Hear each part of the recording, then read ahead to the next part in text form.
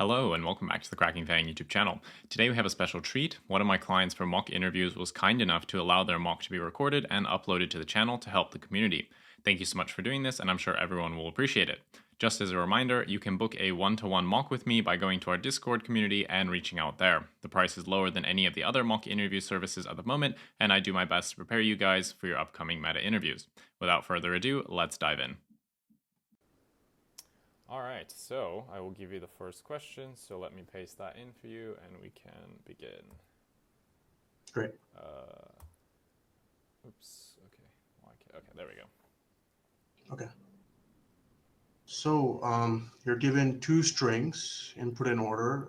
Sort the characters in input based on the ordering in the order. Example, input is ABCCA and order is CBA. So the output would be CBAA. Okay. Yeah. Um, Actually, I think it should be two C's here. Sorry, my bad. okay. But yeah. Yeah, all right. That makes sense. Yeah. So CC and then B. So basically, all the corresponding C's go together in the first order. All the corresponding B's go together in the first order. I guess just trying to identify some sort of edge cases. Mhm. I guess first thing I want to ask is everything's going to be just lowercase letters, right? Yes, but which language? Um, oh, like oh for like what I'm going to code in, or No, I mean, there's many different languages that might have lowercase characters. oh, I guess English. Yeah. Okay. Yeah, Okay. it's lowercase English. Yeah. Okay. All right. And yeah, no numbers, no spaces. Yeah. Uh, No special characters. okay, so no. I just want to write that down. No special characters, all lowercase. Um, and yeah, that looks good so far. I guess the main way that I guess there's multiple ways we could do this. Mhm. I guess a naive way to do it would be to iterate through. So basically, like have um, yeah, okay, yeah. So basically, you'd have order, which would be CBA, and then you would iterate through the input. Mhm. Um, input, check if. So we'll for example take the first index C, iterate through the input, check to see if C exists. Mhm. Um, check if the character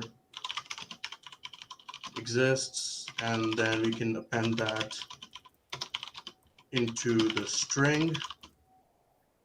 But obviously, with this, there's a huge time complexity because Mhm. we would have to iterate through um, each of the inputs, O of the order. So it would be like, I guess the time complexity for that um, would be, I think it would be the O of n squared, I believe. Yeah. Yeah, let me just write that out. Um, but I mean, while that's the nice solution, there's definitely better ways to do this.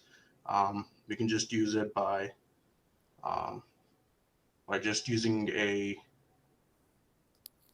um, a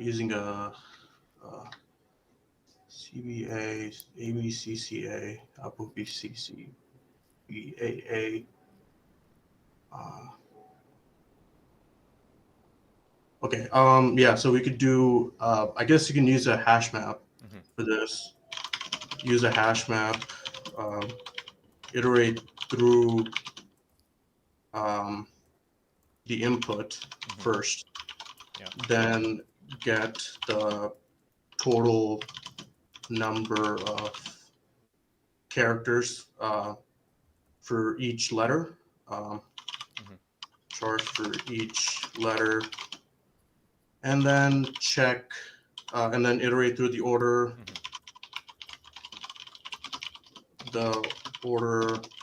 and check if the order exists within the input, Mhm. and then just multiply that string times the number of and check, and then multiply by the number of occurrences.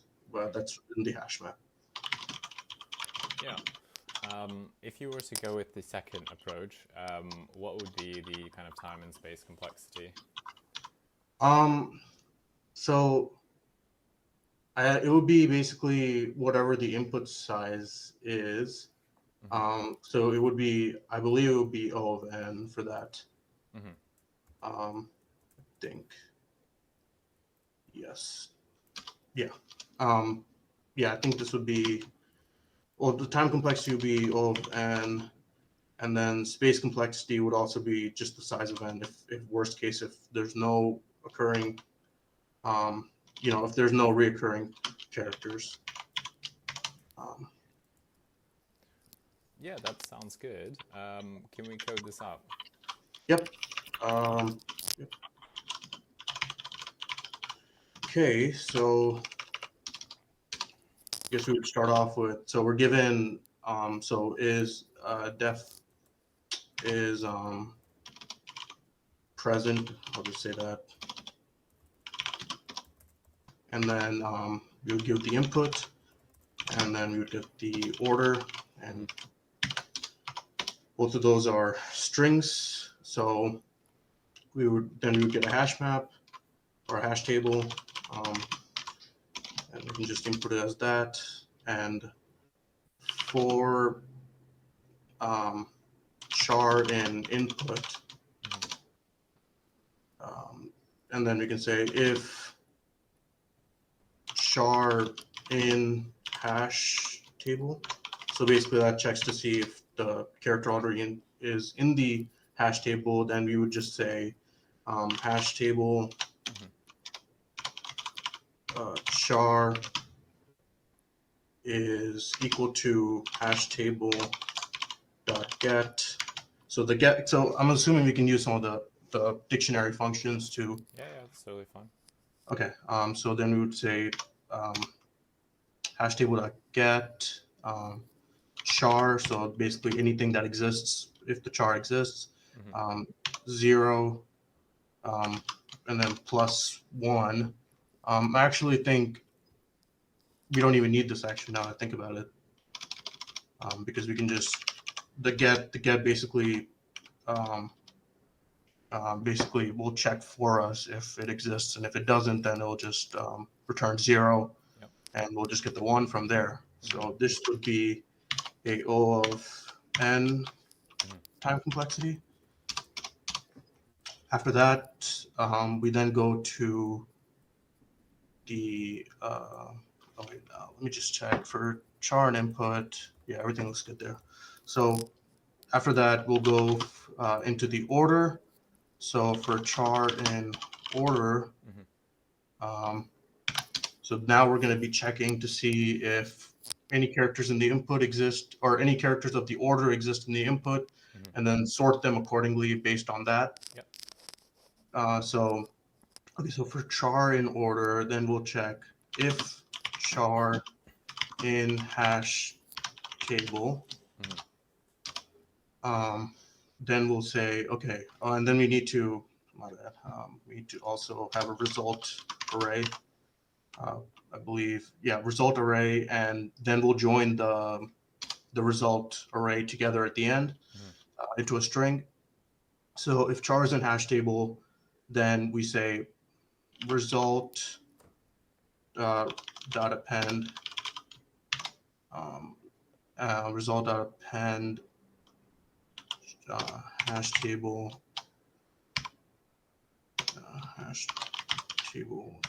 char, which would give us the value times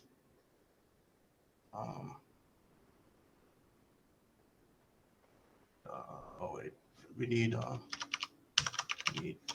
this, and then it would say char times the hash table char, which would then basically print out char x number of times into the array. Mhm. If it's not in there, then we'll check that for char and order. I guess we can also char hash table.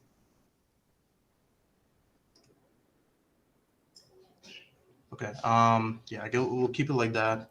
Mhm. So that will give us everything in there. And now, and then one more thing. Sorry. So we need to do is we need to delete the. So basically, what we're doing now is we're gonna include all the characters that are an input into CBA, into order from the input, because now it's in a hash table. Mhm. Once we have all the characters inputted into our result that are in order, we still like there's still an edge case, or not edge case, but like other cases where, for example, if it's not A B C C A, it could be Mhm. I don't know, like input could be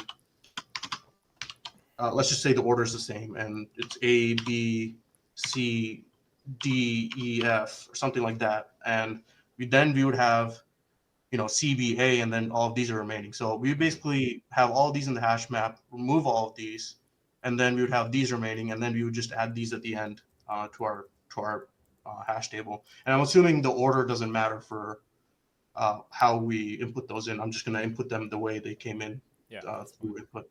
Okay. So let's do delete. I'm not sure what the exact syntax is for this. Hash table.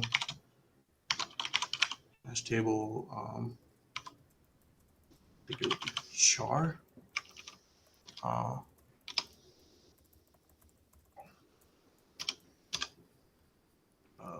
I'll just come back to that. Think about it more. And then, okay, so now that that's done, I'll then go through for key value in hash table dot items. So then we would say, okay, if then we would just res dot append key times value, and res dot append key dot value, and we can just basically return res after that, and I think that's our solution. Can we walk through a test case and see if Yeah. our solution looks good? And just want to add a few more things. Actually, I'll add those at the end. So I guess I'll take this input. I guess we can't do that. Input is equal to A, B, C, D, E, F, and then output, and then order is equal to CBA, and then we have our hash table.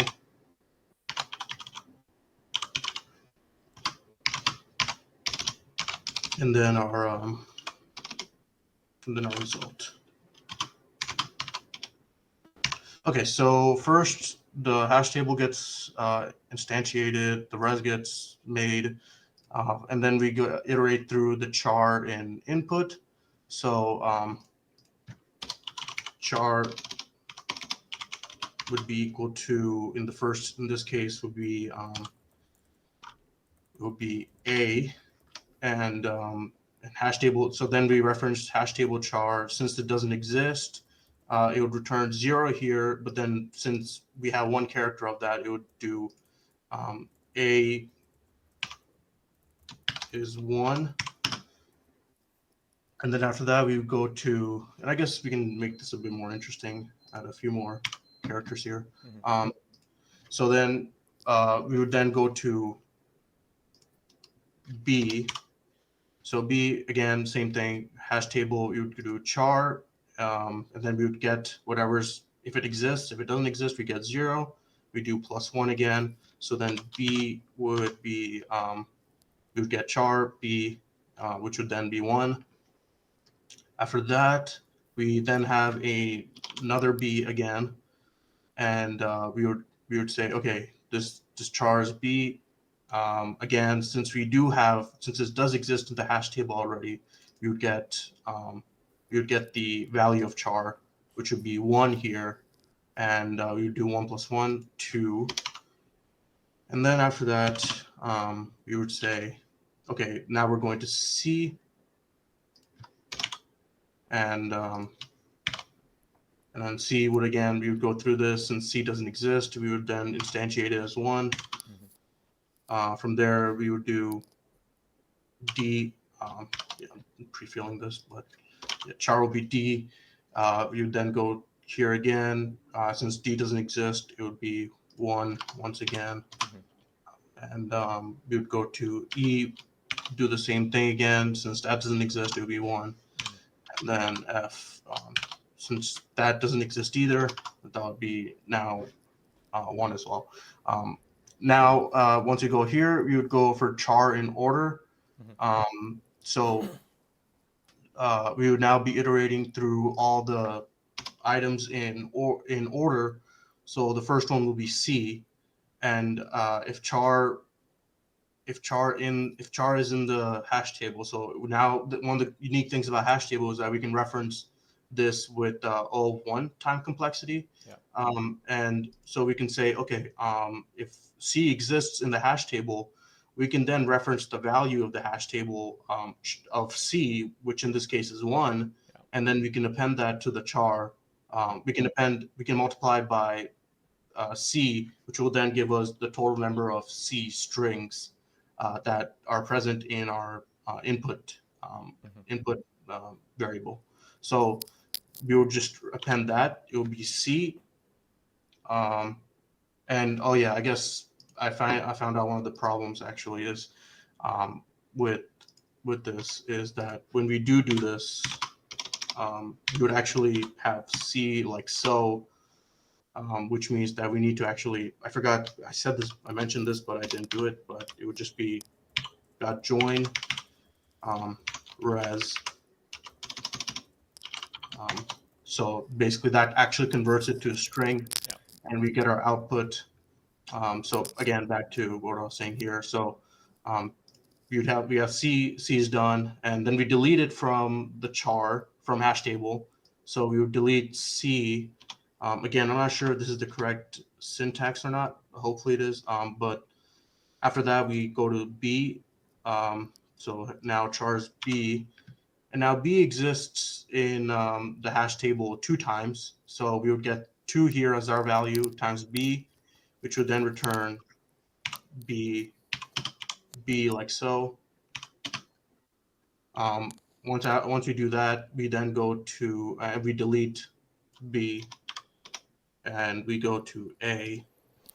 And A, again, we reference it again. Since it does exist, we can then say, okay, hash table char of A is, the value is 1. We can multiply that by char, which will then get us A as our value for our result, which we can then delete. Once we do that, we can then go to the key value in hash table items. Now we're basically appending all the rest of the items into it. So we can say, okay, this is the key, which is our letter, our char, and then we can multiply that by the value. So it'll be key times the value, since D only occurs once. Again, it's the same thing again. We just append it to D into our value, and after that we do it again for E. Now we're iterating through, so we can just say we don't need to delete it. We can just iterate through it. And for E, we can just say, okay, this exists again once. We can just get rid of that, get the value for that however many times, which is 1 in this case. And then we can do the same for F as well. Since F only exists once, F times 1 would give us F. After that happens, we can then return the jointed, we basically convert it back into a string. So this converts C, B, B, A, D, E, F into a string again. So our return value is C, B, B, A, D, E, F as a string. Yeah. Nice, cool. Yeah, I think that's good for this question. We can actually just move on to the second one. Mhm. So I will just copy that now. Let me paste it. So I'll paste it just on line 50 here down below. Yeah, sure. So 3, 2, 1. There you go. Hopefully the tree didn't get messed up. Perfect. Okay. Right. So for this, given the root of a binary tree, a path starting from the root until a leaf can form a number. For example, 1 is linked to 2, which is linked to 3, represents the number 1, 2, 3. So you want to return the sum of all such paths. Okay. So we basically iterating through the tree, and this is not a binary search tree, right? This is just a normal binary tree, and it's not like descending, ascending order, anything like that. No, yeah, it's Not that just would a matter. standard binary tree. Okay. And okay. Also, would it be would the values of those nodes be from 0 to 9, or is it also could also be like 12 exist as a node value? No, you can assume that they're digits. Okay. All right. I think for this one, I don't know if there's any other constraints we would need to really understand. I guess if the root is empty, then we would just return. Would it return 0 in that case? Yeah, return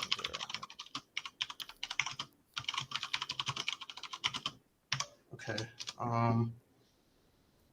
And we're just given the root of the binary tree, so we're not given the. I guess yeah. One more thing. Are we? Do I have to make the tree node class myself? No, you can assume you'll be given it. Okay. I guess I can write it out, right? That's not an issue if I just write. Okay. I'll just write that out. Binary tree. We just want to self dot val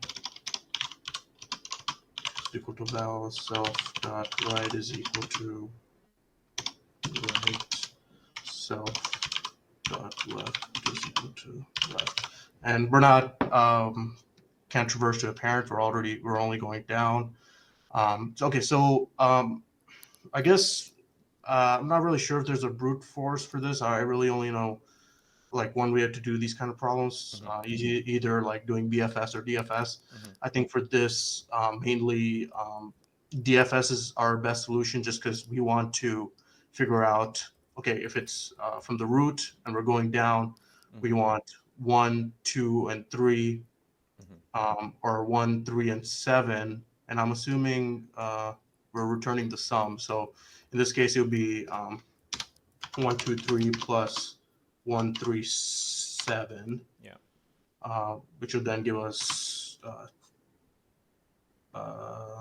Should be 261 unless I've done my math wrong. Okay. I think it's 261. Okay. Or sorry, it's 1, 2, 4. Yeah, 1, 2, 4, and 1, 3, 7. That should be. Oh yeah, 1, 2. Sorry, my bad.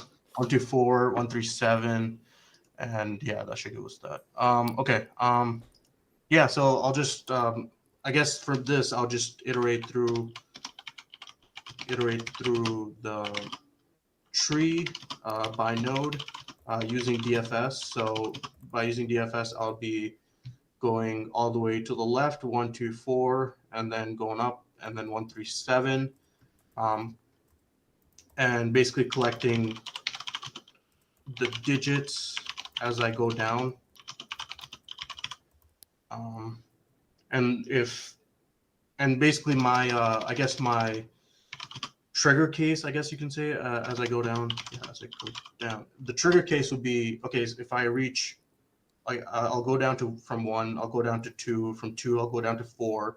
Once I reach 4, I know that node.left and node.right do not exist. So then I can return basically that value. Um, I can return that value as if I like if I'm doing it as a function, I'll return that value, and then I can just add that with left and the right, and go from there. Sorry, can you walk me through that again? How will you collect the values? Are you saying that once you hit a leaf, that is when you'll start returning the values and bubble them up, or? Um, I think the best way I'm gonna do it is probably I'll so I'm thinking of using like a function, Mhm. and I'm gonna recursively, or not a function actually. Yeah, I guess yeah, I'll use a function, and basically while I'm iterating down, Mhm. I'm going to um, my second input for the function is going to be the digit that I've just formed. So if it's Yeah. 1, it's going to be DFS, and I'm going left. It would be DFS root dot left, and then and then space comma 1. And if I'm at 12, or if I'm at 2, what I'll do is I'll take in the input from 1. I'll add times 10 to that, and then add 2 to it, so I'll get 12. And I'll go all the way down, and I'll return, yeah, I guess I'll return the current digit as my return value, and then as it bubbles all the way to the top, and then I'll add the left and right values together through that, I guess, through the function. Mhm. Um, Um, would you not add multiple times? I'm wondering if that would result in the wrong solution. If the tree is really complex, obviously in this case it's quite simple, but if you have more, um, right. do you need to pass it up, or I guess once you hit a leaf, can you just now you know what the final number is? Could you just store that directly? Like, do you need to pass it up the tree? Because that could be complicated if it's a lot of branches. Um, right. Because you only want to add it once, right? So say like Yeah. this is even further. So then you pass up, and this has like a right child now and a left child. So you'd pass the number up, add them together, but then Oh, you should have only added it once, and then you'll pass it up right. again, and then you'll add again. So you'll actually end up over adding, if you kind of see what I mean. Okay, so then I guess I'll change the way I'm doing it then.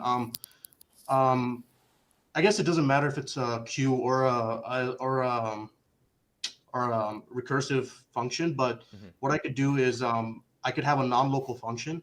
Yeah. Once I hit the bottom, Mm-hmm. I could just say, okay, node.right doesn't exist, node.left doesn't exist. I can just add it to a non-local function or non-local variable that exists outside of the queue, or outside of the recursive function, or if it's just a queue, I can just add it to a total that I have, and then just keep adding from there. Pretty much, I think that's a better way of doing it. Yeah, makes sense. I guess for this problem, let's kind of assume that the tree can be really big, and trying Hmm. to recurse through it might we might have memory issues. Yeah, What's the alternative approach if we can't do it recursively? I think the best way is to do. Oh well, yeah, in that case, yeah, definitely it would be Q. I think Hmm. And I guess because what algorithm would we use for that? it would still be DFS. Would it? Or how would we do a DFS if we're because DFS you explore one entirely, right? With a Um, queue. well, I mean, I guess. I mean, maybe. I guess it could be. I guess it could be BFS too. I mean, BFS is generally what is used for a queue. Hmm. Um, It should work as well, right? If we just set it up right. yeah, yeah. Um, yes, yeah. I think so. So I guess we could use. I guess we can uh, use queue with BFS instead, Hmm. and I guess what would you store in the queue at each time? Because obviously the queue needs something in it that you need to Uh, process. Like what would be inside the queue? I guess for each kind of item that you want to. well, it'll be the same as what we're using in the recursive function, right? It would just be the node dot left, node dot right, and then it would be the digit that we've formed, Mm-hmm. and we can just use that, and yeah, if node dot left exists, node dot right exists, uh, we could just add that to the queue, Mm-hmm. and if the and then if since it's BFS, we would have to check left and right, Mm-hmm. and then just once left and right don't exist, then we can just add it up, I guess. Mm-hmm. Yeah. Yeah. Um, I guess if we were to go with the BFS approach, what would be the time and space? with BFS, Yeah. I mean the time complexity would be so for time complexity it would be O of n because we're still iterating through well O of whatever the diameter of the tree is. So Yeah. it would just be 1, 2, 3, 4, 7, the end of that. And space complexity would be just since we're storing it in the queue, we're storing all the values, potentially storing all. Well, we are going to be storing all the values Mm-hmm. in the tree. We're gonna just it'll be O of n as well for space complexity as well. Yeah, that sounds good. Can we code up the BFS approach that you just mentioned there? Yeah. Perfect. Um, so I'm gonna assume I'm gonna use this as my. I guess yeah, this is not even that right, but That's fine. Yeah, you can assume that structure is correct. okay. So it would be the definition some nodes, and we're just given root as our input. So we would just go through that. And one of the edge cases again is if not root, Mm-hmm. we would just return 0. Yeah.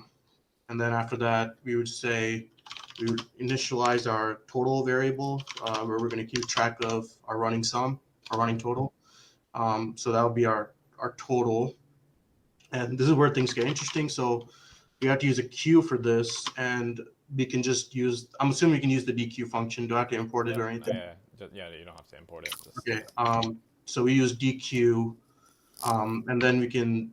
So again, this is where it's really important how we set up our data structure. So mm-hmm. I'll be storing it in a list, Mm-hmm. but since I want to be able to extract the values within it as separate variables, I would use a tuple Sure. as well within it. So it would be root, and then root dot the value. Mm-hmm. So that would be our digit in this case. So, and then after that, we just use a while loop, and basically we just iterate while the queue exists, or if there's elements within the queue. Mm-hmm. So now we can just pop our leftmost. So because we're doing BFS, Mm-hmm. it's going to be left, right, left, right, left, right. So we want to get our most leftmost value. Mm-hmm. So that would be our current node, and then digit, I guess our current sum for that node Mm-hmm. would be equal to q dot pop left. So we're just getting our values that we need. Mm-hmm. And I guess, oh yeah, one more thing I just want to add here. So this would be O of n, Yeah. time complexity, and I guess this is one of our our trigger case or base case. Not sure what to call it, but it would be if the node dot left and node dot right don't exist. Mm-hmm. Then we can just add our current sum because we reached the end of the end of our tree. Mm-hmm. And then now we're doing the actual BFS part. So if no dot left exists, we then append it. and I'm just going to make things a little simpler and not use another variable. So I'll just do no.left and then just do the operation within this current sum. And, current sum is times 10 plus node.left.val. And that gets our, for example, if one, it doesn't really, nothing much happens there because our current is just whatever the value is. Oh. But since we're going from 1 to 2 to the leaf, it's going to be 1 and then 1 times 10, which would be 10 plus 2, which would get us our 12. Makes sense. And then if no.right happens or no.right exists, then we do this exact same thing. Just going to copy it. I don't know if I can copy actually. Never mind. Q dot append node.right current sum times 10 plus node.left.val. And then again, we're doing the total here.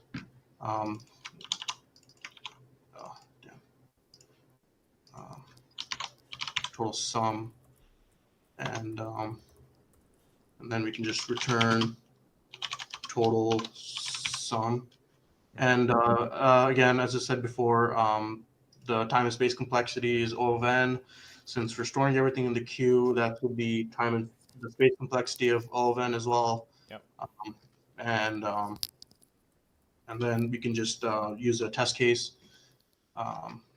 So we can say we get the root. So root would be 1 in this case, and that's linked to 2, 3, 4, and 7 throughout. Our total sum for Q, and then our node and current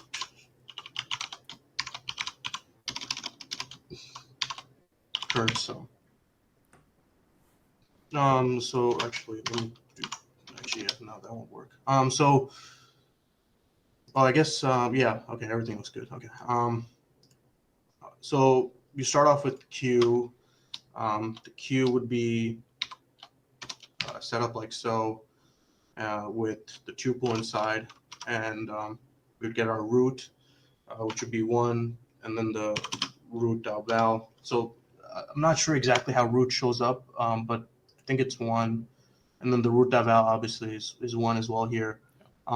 So we then pop it. So again, this gets removed, and our node is 1. Current sum is 1, and after that we since node.left and node.right don't exist, we then just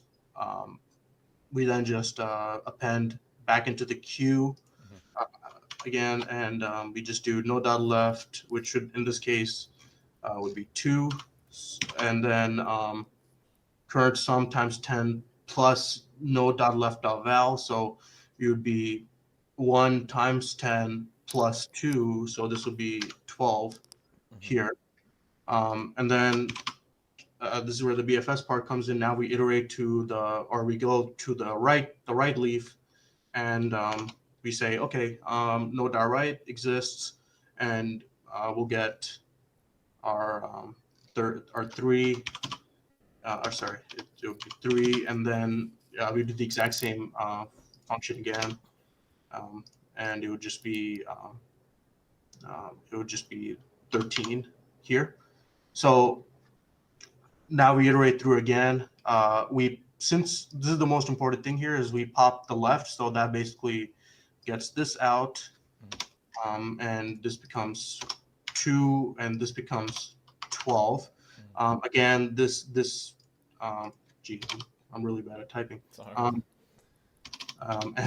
after that, we go down. Since node.left and right don't exist, or do exist. Sorry, we go down here to this conditional here.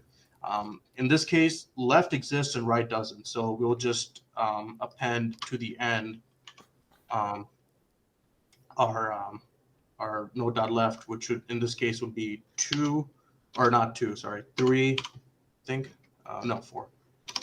Four, and then we would append 12, or no, 1, 2, 4 here because we already have our current sum being 12, and we would just do 12 times 10, which would be 120 plus 4, 124.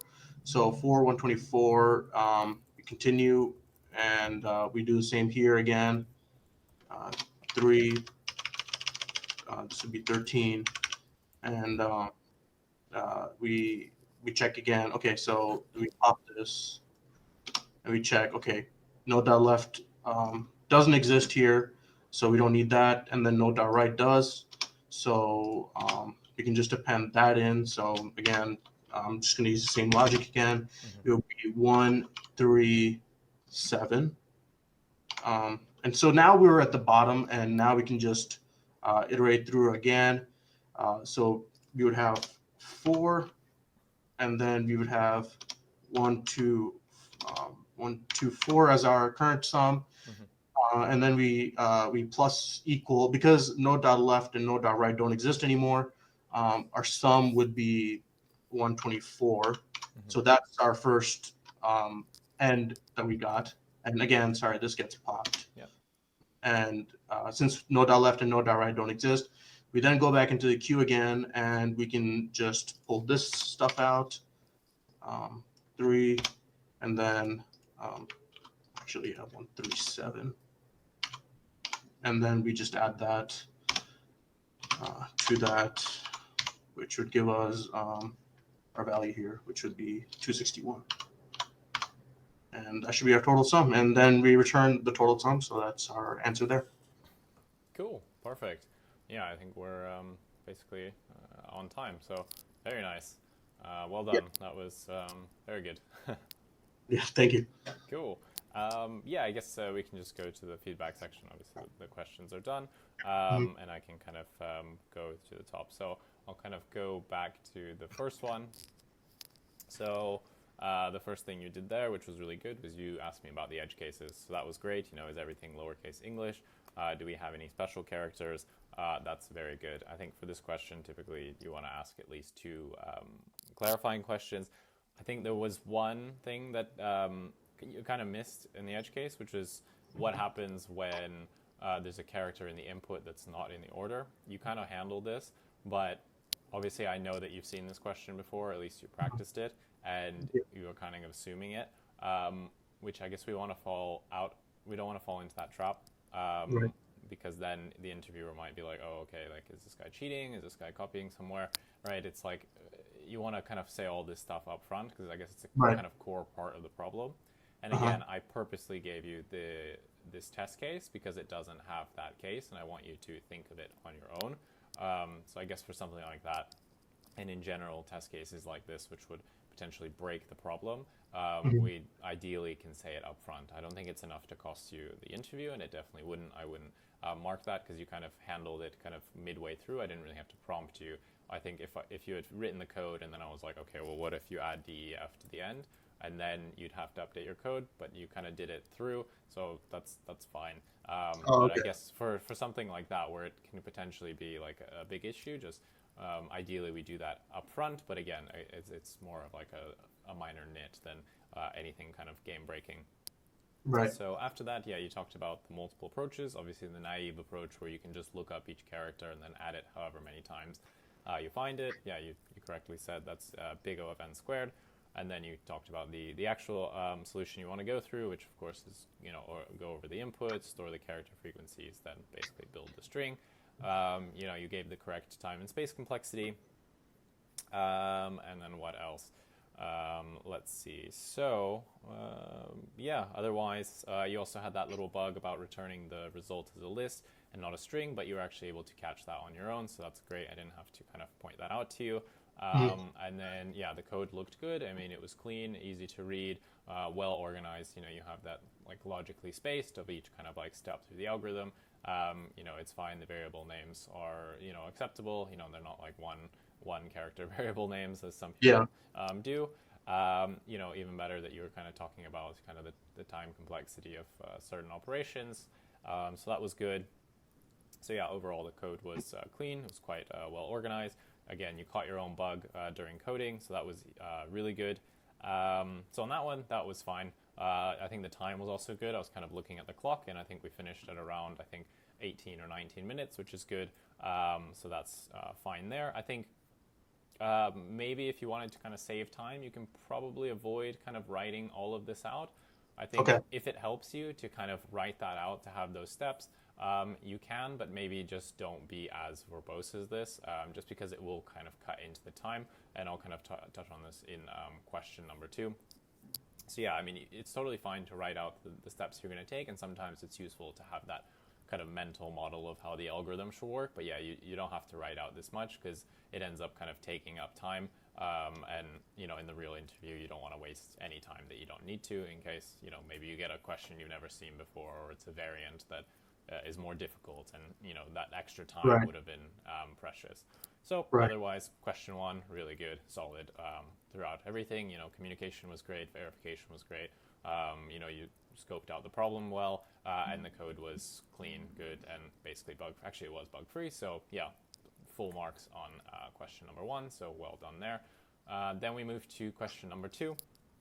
So again, you started out by asking questions, you know, is this a binary search tree? Will the values be digits? Which is a really good question to ask, because, yeah, as you notice, if they're not digits, then it can be a bit funky. What do you do in that case? What to do if the root is empty? Obviously return 0 there. And, you know, can I assume that we have the standard tree node structure? So all really good, you know, 4 questions. That's really good. I think if you wanted to take it to the next level, one thing that would also break this problem is what happens if actually we have negative numbers, because then that would completely break it, right? So just kind of like walking through those things, and yes, there's some questions that you can always ask, and it's kind of like cookie cutter for each problem, but also sometimes you kind of need to be contextualized to the actual problem you're solving, and, you know, that cookie cutter approach won't cover everything. So do kind of think about, okay, what would actually break this? So obviously not having the digits, which you caught, but also negatives might be an issue. Okay, so otherwise, yeah, you proposed the DFS approach kind of correctly, but obviously I think the DFS approach it's quite too easy. I think you can just go recursively, and then it's like not much code, so that's why I kind of pushed you to write the BFS one. Ultimately, I mean, it's the same kind of algorithm, the time complexity is the same, but I kind of just wanted a little bit more, to kill a bit more time, and the BFS is a little bit more involved. Whereas the DFS, you can kind of just cheese through it. So that's why I pushed you for the BFS. And, you know, do be aware that that's something the interviewers can do, right? For some of these algorithms, I think if you even look at the LeetCode kind of solutions for them, there's like a one-liner to do some DFS, right? Like post. It's like competitive coding or something. Yeah, so it's like it's a one-liner, and it's like, okay, maybe if it's like doing the DFS is a small part of that question, and then the real stuff is somewhere else, then okay, maybe you can get away with that.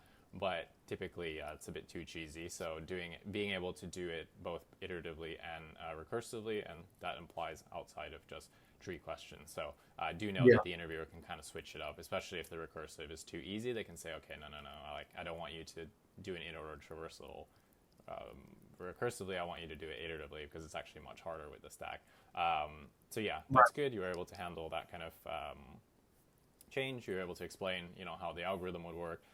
Basically, you know, go through the tree, collect the sum that you've gotten so far, and then once you hit the leaf, obviously add it to the result. You know, gave the correct time and space complexity. You know, you caught your own bug about, you know, you're adding to total, which obviously is a variable that doesn't exist, but it should be total sum. I mean, minor, but again, it just shows that you're paying attention, you're actually looking at your code. And, you know, probably if you had written total, whatever, like, I know what you mean, but the fact that you're able to catch it, just, again, it shows that you're actually paying attention, and that's really good. So yeah, so the code finished at the 36-minute mark, which is fine.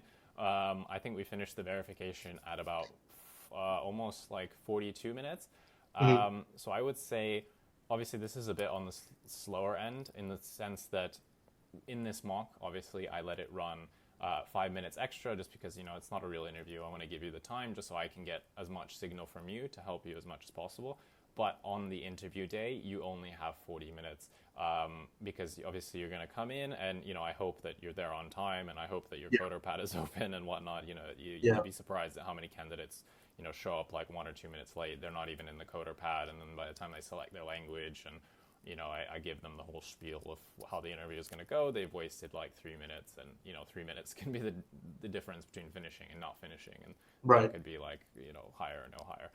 So just be aware that you're probably going to have 18 minutes per question. So my kind of suggestion would be to everything looks good in terms of the approach of the problems. In both I saw good problem exploration, the coding was solid, right? The code is easy to read, it's bug free. If there are any bugs, you're catching them, you're verifying. In both questions, it was super methodical. I love that you're writing out every single variable, you're updating the important ones as they change, you're keeping track of everything. It's exactly clear what's going on, and this will just help you catch any bugs that might be missing because you know exactly what's happening and exactly what should be, so it's really easy to actually catch things. So that's really good, but I would just say that perhaps if you wanted to like improve, I would say that maybe, cutting out, kind of writing out all of the kind of all this verbose stuff. I don't know if you can see where my cursor is because I have my screen a bit smaller for the recording, but basically kind of avoiding writing out all of this as much as you can. If you still want to write some, that's fine. Just don't be so verbose. And then just being a little bit quicker on the coding and the verification, just because obviously you have, as I said, 18 minutes, and the interviewer has a hard stop at the halfway mark where they have to move to question 2. So, you want to make sure that you finish question 1 and then you go to question number 2 because you don't want to, have something left over and then potentially they're missing signals and maybe that costs you. So do be aware that in the coding, try to be as fast as possible. Obviously, don't make bugs because you're going so fast. And then also during the verification, try to speed it up if you can. Obviously, you can still go through the motions and actually explain what's going on. But, just see if you can speed it up is my only suggestion. Because obviously with these ones, you've probably practiced these questions before, you've seen them. But in the real interview, say you get something that's kind of a new question, or it's a variant that you haven't seen before, or it's a more difficult version of something you have seen, and then maybe you start to kind of, I'm not sure, I don't know how to approach this, and then you kind of start burning time figuring out what to do. That's when it's going to cost you that, you're not fast with the coding, or maybe you were too slow with the verification in the first question, and now, time is of the essence, so you want to conserve as much time as possible because I said, the time is limited, unfortunately, and it's kind of like, okay, you literally only have 18 minutes and you have to do so much. So that would be my suggestion. But otherwise, again, the approach overall is solid. I think I would have no problems passing this, whether it was a phone screen or an on-site. I think you tick all of the boxes. Everything looks good. So, yeah, I think well done, well prepared. And I think, given what I've seen today, then you're definitely on the right track, and this was a solid performance. I just had like 2 questions. Yeah, of course. I guess I was seeing some of your other mock interviews, and like you talked about like stuttering and like other kind of things, and like trying to be confident. I was just wondering how I did in that aspect. Yeah, I think it was fine. I mean, there was a few points where it's like, is this the right syntax for delete or something? Like, maybe if it was really bad, then I can say like, okay, this guy doesn't even know the syntax for the language he's chosen. But it really like depends on the context, right? If it's like one little minor thing like that in the whole kind of grand picture where everything else was good, I wouldn't even think about it.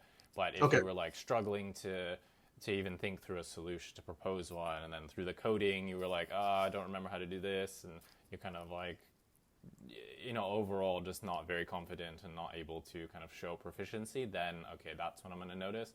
But little things like, oh crap, what was the syntax for using deck? Okay, whatever, I'm just going to call it Q and this is how it's going to work. That's generally fine. Like, small things like that, you're not like a robot. You're not expected to have everything memorized. Like, you're human, pressure. You'll make mistakes, that's fine. So little things, it's okay. And the second question is for the second problem, you kind of directed me from DFS to BFS and kind of told me to like, okay, start thinking about like, how you can use a queue and what algorithm you can use for that. Would that be considered a hint in the interviewer's eyes, or would that just be like a follow-up or something? No, I mean, I think it wasn't really a hint because I was explicitly, I don't want you to use DFS. What else can you use? You mentioned you could do this approach. So I think it's more of me nudging you towards the solution I want, as opposed to a hint. I think it would have been like, oh, I don't know actually how to traverse the tree iteratively. Like, how could I do that? And then it's like, okay, well, can you maybe use some other algorithm other than DFS? And then if you're still like, oh, I don't know what that would be, like, okay, what about BFS? And then you're like, okay, BFS, like, well, maybe I'll use a queue, and then, oh, what do I put in that queue? Right? And that's where it's like, the more I have to actually tell you the solution, the more of like a negative hint it is, where if I basically have to handhold you through the algorithm, like, okay, first you initialize the queue, and then you put the root, and then you put the root.val, and then every time you see a leaf, then you add it to the thing, and then if there's a left child, then add that. Like, if I have to give that to you, then it's like, okay, then I'm basically just telling you what to do, and that's when it costs you. But if in this case it was like, no, I just want you to do it with BFS, can you tell me how you would do that? I wouldn't count that as a hint. That's more just a please do it in another way. Right. Okay. Yeah. Everything else looks good. Is there any suggestions, like maybe like learning, like I have like one more week before the interview, like any other things I could learn, or is it just kind of I'm going down the good path? Yeah, I think you're going down a good path. I think, yeah, just keep drilling the questions, just so you make sure you have as many as you can kind of on lockdown. Don't try to fall into the trap of, okay, I've seen this on LeetCode, therefore the question is exactly the same. Like, I know sometimes when you see the question text and you're like, yes, I know this one, like I know exactly how to solve it, I memorized it, I know exactly the solution.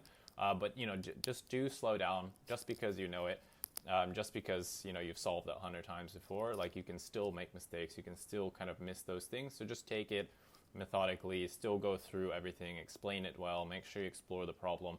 Because the worst thing is, like, you think you're solving the LeetCode version, and then because your brain didn't connect the dots that something's different, or you didn't ask enough questions, then you end up doing something else, and then your viewer's like, I got this guy. So yeah, just, I know you're going to see the questions before. I know you're going to have practiced them, but just take it slow. Make sure that it is actually exactly the same as you have practiced. And if it's not the same, then understand how to actually, solve the question that you've been given, because usually it's not the same, right? The LeetCode ones are actually not exactly what we have, right? It's not the other way around. It's actually people have just user submitted them, and maybe they don't know exactly what the question was. So I would say that the LeetCode ones are actually a variation of ours and not the other way around.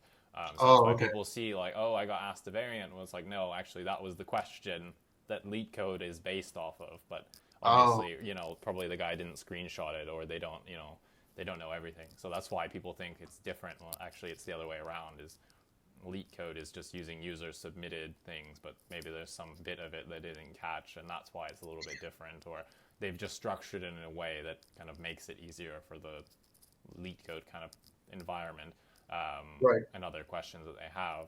But in reality, actually, like, we give you test cases purposefully to kind of confuse you or throw you off, right? For the first one, I purposely didn't give you, certain things to make you think about what happens if something's not in there. Whereas LeetCode kind of just gives you these things. They tell you the constraints of the problem, which obviously you wouldn't have in a real interview. So yeah, just be careful that you're actually solving the question you think you're solving. And I know it's like, oh yes, you're just like, your eyes light up like, oh yeah, this is vertical traversal of a binary tree. I've done this a million times, and then actually it turns out there's like some little catch, and you're like, oh crap, I missed that. So yeah, just be careful with that. But other than that, I mean, it's just more of the same. Keep practicing, and all should be good. Okay. Yeah, sounds good. Can I just get the notes and the recording as well? Yeah, sure, no problem. On my side, but yeah, everything else sounds good. Thank you for making the time. Yeah, of course, no problem. Thank you. Yep. Cheers. See ya. Bye-bye.